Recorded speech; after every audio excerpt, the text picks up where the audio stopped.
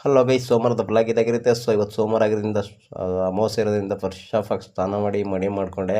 ಯಾಕಂದರೆ ಪೂಜೆ ಮಾಡೋಣ ಅಂದ್ಬಿಟ್ಟು. ಸೊ ಫಸ್ಟು ಸ್ನಾನ ಮಾಡ್ಕೊಂಡೆಲ್ಲ ಆದಮೇಲೆ ಫಸ್ಟು ತಿಂಡಿ ಏನು ಮಾಡಿದಾರೆ ಅಂತ ನೋಡುವ ಅಂತ ಹೋದೆ.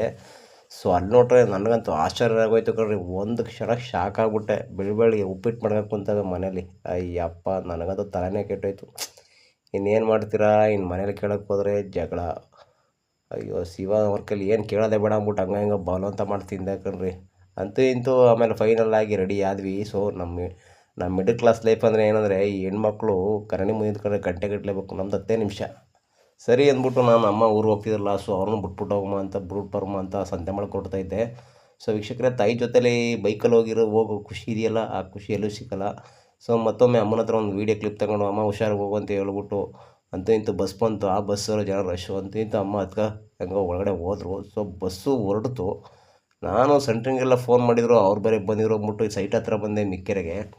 ಸೊ ಆಲ್ಮೋಸ್ಟು ಕೆಲಸ ಎಲ್ಲ ಕಂಪ್ಲೀಟ್ ಆಗಿತ್ತು ವೀಕ್ಷಕರೇ. ಸೊ ಲಾಸ್ಟ್ ಫೈನಲ್ಗೆ ಟೈರ್ ಕೇಸು ಮುಗೀತು. ಸೊ ಆವಾಗಲೇ ಪೈಂಟ್ ಹೊಡಿತಾ ಇದ್ರು, ಅಂದರೆ ಪೈಂಟ್ ಅನ್ಕೊಬಿಡಿ ಆಯಿಲು. ಇದಾಗಿರುತ್ತೆ ಇವತ್ತಿರೋ ಬ್ಲಾಗ್. ಮತ್ತೆ ಸಿಗೋಣ ಮುಂದಿನ ವಿಡಿಯೋದಲ್ಲಿ. ಪ್ಲೀಸ್ ಫಾಲೋ ಮಾಡ್ಕೊಳ್ಳಿ.